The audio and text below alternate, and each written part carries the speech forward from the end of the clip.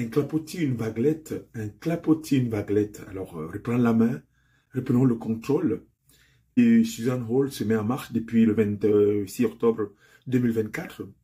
Vous savez, les amis, il y a un fait majeur qui vient de se passer au Nouveau-Brunswick. C'était le 12 novembre 2024. Le Premier ministre Trudeau est venu au Nouveau-Brunswick pour rencontrer son homologue, Premier ministre, 10 jours après son assermentation, pour rencontrer le holtisme que j'appelle la Holtie de Madame Holt, pour pouvoir discuter n'est-ce pas, les questions politiques, économiques et même des questions sociales de notre province. Mais alors, il était là. Tout ce qui ont, si vous avez eu la chance de regarder les médias, il a dit, il n'a pas été invité, mais il a cru bon de venir voir Madame Hall parce que ça lui fait du bien de la rencontrer. Donc, il s'est invité, d'accord, pour venir lui rendre visite. Mais mon nom, c'est Paulin Blaise. Alors, moi, je suis un écrivain. Alors, vous lisez peut-être déjà mon livre ou pas. J'ai écrit un livre qui s'appelle New Brunswick is a Brain Dead en anglais. Et en français, Nouveau-Brunswick en état de c'est un coma qui arrive très bientôt. Le prix, c'est 28,99 $. Mais n'oubliez pas, les amis, ça coûte pas cher. Et deuxièmement, vous savez quoi? C'est un très bon livre. Je vous recommande fortement sur les questions politiques, voilà, du Nouveau-Brunswick. Vous pouvez me lire et vous allez donner votre point de vue. Mais tous ceux qui l'ont lu ont été tellement ravis parce que j'essaie de dépeindre, voilà, les situations que nous vivons depuis plus de 50 ans. Et n'oubliez pas aussi, il y a le prochain qui arrive en automne 2025, Dieu voulant, le fondement du Nouveau-Brunswick, une crise de confiance en politique. Ça, c'est en 2025, en automne, ce n'est pas encore sorti. Alors, les gens m'écrivent, me disent, mais est-ce que c'est déjà sorti ou ils peuvent l'acheter? Alors, pour le premier, allez directement, n'est-ce pas, sur Amazon, si vous êtes intéressé, commandez un spécimen et il vous sera livré à la maison le plus rapidement possible. 2 à 4 jours, vous aurez finalement votre livre. Alors, les amis, la situation actuelle, n'est-ce pas, de notre province exige de moi de ne pas me taire. Parce que la crise de confiance en politique s'accélère comme des avalanches. Alors, les fondements du Nouveau-Brunswick arrivent tellement vite si rien n'est fait. Parce que, écoutez, la controverse ne doit jamais occulter, n'est-ce pas, les véritables problèmes auxquels nous faisons face.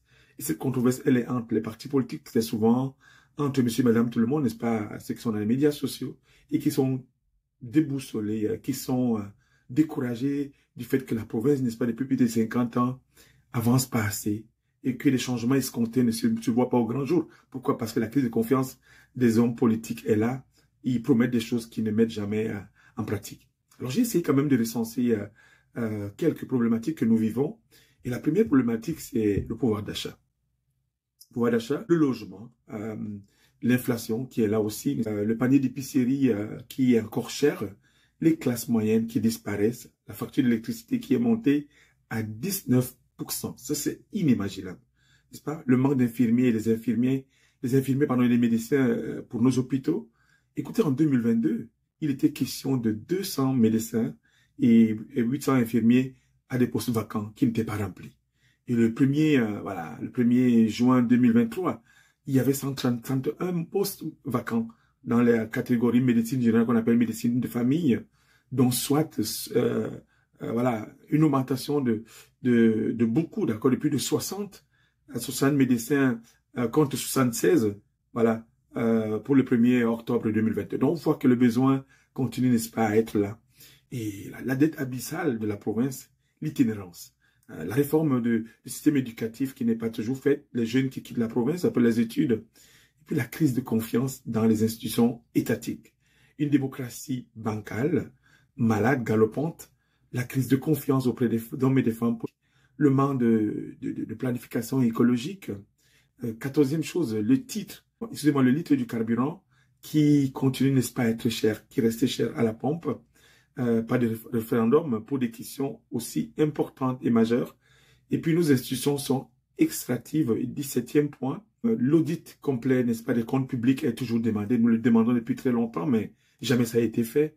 La rupture entre le peuple et les hommes politiques se fait voir au grand jour.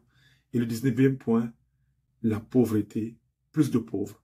Le dernier, le déclin de la paysannerie. Nos agriculteurs se sentent abandonnés depuis plus de 50 ans. Alors, la liste est exhaustive. Vous avez la chance, n'est-ce pas, de faire votre liste et que les éléments ne se trouvent pas dans ma liste. Priez juste de me les envoyer. Je peux les ajouter, n'est-ce pas, au fur et à mesure. Excusez. Alors, ce livre que je vous ai dit qui s'en vient très bientôt, s'appelle Voilà, je vous ai dit tantôt que ça s'appelle voilà, les fondements du Nouveau-Brunswick. Vous voyez la carte que j'utilise ici, la carte pour la pub. Pour moi, c'est aussi dans le même sens avec le premier qui s'appelle Nouveau-Brunswick, état de mort cérébrale. Tous ces livres la présentent comme une étape. L'étape, c'est vers en fait, la transformation politique. De quoi je les présente? Parce que il propose, n'est-ce pas, une vision renouvelée du Nouveau-Brunswick et encourage les citoyens à s'engager massivement et activement pour des changements, pour construire une démocratie, une société qui est stable, solidaire et puis épanouissante et très unie. Parce que dans un monde où la diversité des opinions est essentielle à la démocratie, moi je pense qu'il est crucial et important de créer des espaces où des gens peuvent discuter librement et avoir, n'est-ce pas, leur point de vue sans qu'on se batte. Parce que le débattre, c'est pas se battre. Alors, la Holtie de Susan Holt accepte de se coucher devant M. Justin Trudeau qui vient pour lui parler des restos du cœur. Qu'est-ce que je veux dire par ça? Parce que M. Trudeau a créé un programme pan-canadien pour nourrir voilà, les jeunes enfants dans les écoles qui sont supposément, n'est-ce pas, qui ont faim. Mais la question qu'on se pose alors avec toutes ces food banks que nous avons à l'extérieur des écoles, comment n'arrive-t-on pas jusqu'à date, n'est-ce pas, de pouvoir nourrir tous ces gens-là? Alors, le programme a été créé par M. Trudeau. Je vais faire une confidence. Vous savez, la gauche a une mauvaise tendance tout le temps à créer des programmes sociaux. Voilà. Et parce que la gauche a eu un PhD qui s'appelle créateur de nouveaux programmes sociaux. Mais à chaque fois que la gauche est au pouvoir, elle essaie toujours de créer quelque chose pour pouvoir, n'est-ce pas, l'imposer à la société actuelle, à tout le monde. Mais avoir des programmes n'est pas une mauvaise chose. Mais la question qu'on devrait se poser, alors qui va le payer? Est-ce que c'est vous qui payez? Est-ce que c'est nous qui payons? Alors quand on ajoute les programmes, on dit déjà que voilà, la dette abyssale est là, elle est tellement énorme, un déficit colossal. Ça veut dire que quelque part, le citoyen doit payer pour ces programmes-là. Que ce soit au fédéral ou bien au provincial, n'est-ce pas? Ça demande au gouvernement d'augmenter nos impôts. Alors, je ne suis pas alarmiste, mais c'est ce qui arrive. Parce qu'à un moment donné, il faut couper quelque part. Le programme pour nourrir des enfants dans les écoles ne me comprenait pas bien. Tu sais qu'il y a des enfants, ils sont pauvres parfois. Je suis béni parce que les miens, ils arrivent à manger très bien. D'accord? Je comprends, je compatis. Mais est-ce que ce programme fait du sens actuellement? Ou bien c'est simplement un programme électoraliste? Parce que n'oubliez pas, l'élection fédérale va avoir lieu bientôt, en 2025. Alors là, je pense que M. Trudeau veut trouver des programmes pour dire à Poilievre, démontrer la différence qui existe entre lui et M. Poilievre. Et je vais vous faire une confidence. Vous savez, la gauche, elle nous fait toujours, n'est-ce pas, ce même coup chaque année. J'appelle ça un coup à deux balles. Créer des programmes. Créer des programmes. Et ces programmes-là, vous allez les payer avec votre argent. Et ce qui va se passer, le gouvernement fédéral va payer payer pour ces programmes-là pour une année. Et le restant, c'est nous qui allons porter, n'est-ce pas, toute la charge sur nous. Donc, ça revient à la question que tout le monde pose, n'est-ce pas? Ceux que je rencontre, les gens que je rencontre parfois, les citoyens. Pourquoi il n'y a pas de référendum pour des questions comme ça? Pourquoi on ne peut pas donner, n'est-ce pas, la parole aux citoyens de pouvoir décider s'ils sont oui ou contre ce genre de programme? Alors, on nous impose parce que c'est le modèle de la gauche. Et ça, c'est la gauche. Elle marche toujours. Et elle veut que tout le monde marche avec elle. Et quand vous ne marchez pas avec elle, elle vous sermonne, elle vous insulte, elle vous encule, excusez-moi l'expression vraiment. Et alors là, vous aurez une volée de bois vert à la vitesse, je dirais, des munitions, n'est-ce pas, qui sortaient d'une Kalachnikov en action. Parce que la gauche veut qu'on marche avec elle. Et pendant l'élection provinciale, alors la Holtie de Madame Suzanne Holt, qui s'appelle Holtisme en même temps, a été questionnée au sujet de la relation fédérale et provinciale, n'est-ce pas, par rapport au Parti libéral. Et la question qui lui était posée était de savoir, est-ce qu'il y a une relation entre les deux? Est-ce que c'est Ottawa qui dicte, n'est-ce pas, quoi ils doivent dire? Et puis, voilà, je veux vous citer ce que Madame, la Holtie de Madame Susan Holt a répondu à Radio-Canada. C'est quelque chose que l'on aimerait, n'est-ce pas, vraiment améliorer, mais qu'il y a une distinction. Alors, donc, ça veut dire qu'elle est d'accord que la relation Ottawa libérale, je vais dire du Parti libéral d'Ottawa, fédéral, pardon, et du Parti libéral de Nouveau-Brunswick, c'est une relation qui doit être améliorée. On dirait que peut-être que ça connaît à un moment donné des bisbises, mais elle a dit qu'il faut quand même une distinction, n'est-ce pas, par rapport au fédéral et au provincial. Et en même temps, elle dit Elle continue de dire qu'il n'y a aucune coalition ici au Nouveau-Brunswick, alors parce que chaque parti, qui dit que le parti est indépendant. Alors cette question lui a été posée parce que les sondages n'allaient pas bien et on voyait que son message, n'est-ce pas, ne collait pas à la population. Et elle a dit non, non, non, non, on n'est pas amis, hein.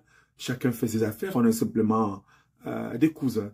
Et comme ça, voilà, on peut travailler librement. Mais ce qui est surprenant, et comme j'aime toujours le dire, d'accord, je dis toujours que les faits sont nos alliés et qui parlent tellement fort. Alors là, M. Trudeau est venu d'Ottawa pour venir la rencontrer, pour parler avec elle. Et j'ai pas vu M. Trudeau venir comme ça quand M. X a été élu, parce qu'il était un conservateur. Mais il est venu très vite et il s'est fait inviter lui-même, selon ses dires. Hein. Il est venu pour rencontrer c'est pas le mouvement holtisme et pour parler de ces questions-là, les questions sociales par exemple, pour voilà, parler au sujet de quel montant peut-être, ou bien comment le projet pour nourrir les jeunes enfants affamés aller dans les écoles va pouvoir fonctionner pour le Nouveau-Brunswick. Donc, ils sont rencontrés, ils ont parlé de cette question et d'autres choses sûrement, d'accord? Et pour moi, je vais vous dire une chose. Toutes ces soi-disant ententes cachées, voilà, parfois ne connaissent jamais, n'est-ce pas, le rapport de force. Parce que on se laisse, n'est-ce pas, parfois par celui qui est au pouvoir, qui gère le fédéral. Mais je vous dis une chose, si nous voulons vraiment la survie de notre province, n'est-ce pas, sont, voilà, des combines à 2 balles et qui n'arrêtent pas, ce qui ne va pas arrêter, parce que c'est ça que beaucoup de politiciens font, d'accord? Ils font des combines à 2 balles au coin de la table et décident des choses sans notre consentement. Depuis plus de 50 ans. Et vous savez, nous sommes tellement submergés de toutes ces bêtises, conneries, excusez-moi les expressions, de toutes ces décisions, parfois qui ne font pas de sens. Parce que les politiciens aiment mettre, n'est-ce pas, avoir le nez dans le guidon pour nous amener vers le mur. Et je vais vous dire une chose. Les résistants doivent reprendre la main. Reprendre la main veut dire que nous devons reprendre le contrôle de notre province parce que notre souveraineté est en jeu. Cesser d'être comme, je dirais, une troupeau, une troupe bien un troupeau de moutons qui n'a aucune tête où on le mène. C'est d'être, excusez-moi l'expression, des nonos, des troupeaux de moutons qu'on mène quelque part, alors qui ne savent même pas où ils ont, qui n'ont pas d'idée où on les amène. Parce que quand vous voyez, n'est-ce pas, les troupeaux de moutons, chaque mouton va suivre un autre mouton par derrière. Et devant, elle va suivre le mouton parce que tout le monde suit. Tous les animaux suivent, ils vont dans le même sens. Mais chaque mouton suit le mouton avant même de penser, sans même se poser des questions. Voilà. On va comme ça, je suis libéral, je suis conservateur, je suis du Parti vert, mais on ne se pose pas de questions. À un moment, je vote parce que, voilà, mes parents ont dû voter libéral, conservateur. Ça ne fait pas du sens. Ça ne fait pas du sens parce que vous êtes libre de penser. Et vous devez, d'accord, vous devez, je dirais, prendre n'est-ce pas, vos propres décisions. Ça ne doit pas être imposé par moi, ni par personne. Parce que chaque décision que vous allez prendre, d'accord, doit vous appartenir. Ne vous sentez pas forcé par un groupe de personnes, par un individu, par un mouvement, n'est-ce pas, par une vague. Mais vous devez avoir conscience que tout ce que vous voulez faire, ça vous appartient. Parce que ce qui est essentiel pour la vie, voilà, d'être toujours, n'est-ce pas, en accord avec soi-même.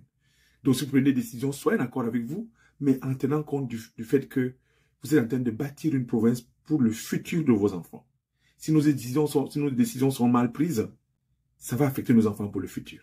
Alors, vous les citoyens, moi je pense qu'il est temps maintenant que le peuple de Nouveau-Brunswick sonne le retour de la souveraineté.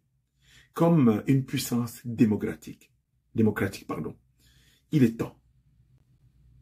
Il est temps que le Nouveau-Brunswick, le peuple Nouveau-Brunswick sonne le retour de sa souveraineté comme puissance démocratique. Il est temps de rappeler, n'est-ce pas, à toutes ces élites, la pleuve, bravages, grabataires, canailles, que nous sommes un peuple adulte, nous ne sommes pas des bébés. D'accord? Fort de son expérience, fort de sa survie au travers, n'est-ce pas, de beaucoup de choses qui sont passées après 50 ans, l'abandon. Mais on survit, on est adulte. Voilà. Dire, vous avez la parole, vous avez la liberté. Voilà. Prenez des décisions qui sont éclairées, qui sont bonnes, qui sont franches et qui vont amener, n'est-ce pas, la province, n'est-ce pas, à réussir son projet, à écrire notre roman ensemble provincial. Sinon, ces élites-là, malhonnêtes parfois, pas tous, hein, pas toutes, pardon, et parfois, n'est-ce pas, bravages, grabataires, Ils s'en foutent de nous. Alors, moi, j'ai une grande confiance, comme disait Abraham Lincoln, si on... Voilà, il disait ceci pour le peuple. Si on dit la vérité au peuple, on peut compter sur lui pour faire face à n'importe quelle crise, qu'elle soit économique, politique, voilà, nationale. L'important est de leur présenter la réalité des faits. Mais aujourd'hui, on voit que c'est le contraire. Le général de Gaulle ajoute pour dire ceci. Le général de Gaulle dit, rien ne exauce l'autorité comme le silence. Le refus des faibles. Alors le silence est un instrument de pouvoir et un ami qui ne trahit jamais. Le peuple du Nouveau-Brunswick, depuis plus de 50 ans, est dans un silence que j'appelle assourdissant et il ne fait aucun bruit. Mais il est le peuple adulte, mûri par les épreuves. Aujourd'hui, ce peuple commence à parler. Il refuse d'aller voter. Il s'exprime, n'est-ce pas, sur les médias sociaux. Il a compris les tactiques, n'est-ce pas, de tous ces politiciens mafieux et voilà, qui nous gouvernent. Il déteste le faux semblant du discours politique. Alors, il n'aime pas l'état profond. Il a abandonné à lui-même. Il souffre. Il est en colère. Il est contre les injustices sociales. Il déteste le politique qui ne tient jamais à ses promesses. Jamais à ses promesses. D'accord? Et il veut écrire son propre roman. Voilà. Le roman provincial. Il est en train de se réveiller parce que assez, c'est assez. On ne gouverne pas contre son propre peuple. Alors, nous avons besoin d'un éveil politique. Dans notre province, nous avons le devoir, n'est-ce pas, d'explorer les solutions, d'explorer, n'est-ce pas, les solutions aux principaux problèmes de la province et s'attaquer à la fois, n'est-ce pas, aux symptômes et aux causes profondes qui sont là depuis très longtemps. Je vois dans le pays, dans notre province, qu'il y a une envie de changement, n'est-ce pas, auprès de tous les citoyens de notre province, dont je suis profondément convaincu. Mais il y a une forme de sentiment de mal-être terrible qui existe. Alors, je pense que les gens sont prêts au changement, à condition qu'on donne du sens à ce changement et des perspectives. Le clivage droite et gauche nous empêche parfois, à tous égards, de pouvoir réaliser beaucoup de choses. C'est la raison pour laquelle nous avons besoin d'une refonte profonde de notre système institutionnel, notre système d'institutions que nous avons, n'est-ce pas, dans la province. Et parce que, vous savez quoi? On ne peut pas continuer à laisser ces partis politiques qui se regardent comme des chiens de faïence. Ils sont sclérosés dans les réflexes. Et nous avons besoin d'un nouveau mouvement politique. Et c'est possible. Il faut canaliser l'énergie des gens, la colère, la résilience de nos citoyens. Et en plus, nous avons, n'est-ce pas, besoin de l'éthique des discussions. Il faut des têtes nouvelles, non de ces vieux partis qui existent depuis très longtemps. Les résistants ne peuvent pas rester taiseux face à un monde, voilà, qui va au désastre. Un monde où l'humain ne compte plus. Les gens ne peuvent pas rester taiseux face à cette élite-là, bravage grabataire, qui ne veut pas nous laisser la parole, qui contrôle tout. Nous invitons les citoyens à se rassembler pour exiger, n'est-ce pas, je dirais, des actions concrètes et à ne pas se concentrer sur des promesses vides, d'accord? Pas du tout, mais en travaillant ensemble, main dans la main, parce qu'il est possible de construire un avenir où la politique est plus connectée aux réalités des gens et où chacun, voilà, a la possibilité de contribuer au développement de son pays et de sa province. Alors, c'est une occasion, n'est-ce pas, unique de réinventer la politique pour un avenir encore plus solidaire et juste. Alors, rassemblons-nous, les amis. Nous avons besoin d'un nouveau mouvement, d'accord? Un nouveau départ, une nouvelle vision. Et j'en place, mais aussi une nouvelle voie. Alors, mon livre, que vous connaissez très bien ici, Nouveau Brunswick, l'état de mort cérébral, un comment arrive très bientôt en anglais, New Brunswick is a Brain Dead, que vous pouvez trouver, n'est-ce pas, sur Amazon.ca, et en même temps, le prochain qui arrive, les fondements, et en anglais, voilà, The Collapse, New Brunswick, voilà, The Collapse, New Brunswick, c'est ça, je pense que ça, n'oubliez pas, of New Brunswick, et ça vient en anglais, en français, vous pouvez l'acheter, n'est-ce pas, c'est pas encore sorti, mais tenez-vous tranquille, ça arrive en automne 2025, alors je vous serai très reconnaissant, mais je vous aime, mais n'oubliez pas de souscrire. N'oubliez pas de vous abonner. Et je vous encourage de partager aux gens qui sont autour de vous, les gens de la même famille, les amis, les collègues au travail. Parce que nous avons besoin d'un éveil politique au Nouveau-Brunswick. Un nouveau mouvement est possible. Voilà. Nous devons avoir un mouvement où la promotion, n'est-ce pas, des référendums doit être valable, et ouvert à tout le monde pour que les gens puissent avoir la parole de dire qu'est-ce qu'ils pensent par rapport à leur province, par rapport à la vie, n'est-ce pas, de notre société. Ça, c'est très important. Alors, si vous ne partagez pas, écoutez, Une seule personne ne peut pas régler toutes les questions voilà, qui fâchent. Mais nous tous ensemble, on peut faire la différence. Alors, je vous aime tellement. Je vous souhaite une excellente voilà, fin de semaine. Et n'oubliez pas, les amis, n'oubliez pas, les résistants ne peuvent pas rester taiseux. Parce que ce qui se passe, c'est que la démocratie, c'est à nous. Le peuple, c'est nous. Le Nouveau-Brunswick, c'est nous. D'accord? L'employeur, c'est nous. Et l'employé, ce sont eux. Alors, c'est nous qui décidons s'ils sont au pouvoir et s'ils ne sont pas. Lâchez pas, battez-vous. Battez-vous. Parce que les résistants ne peuvent jamais abandonner. Merci et à très bientôt. Ciao.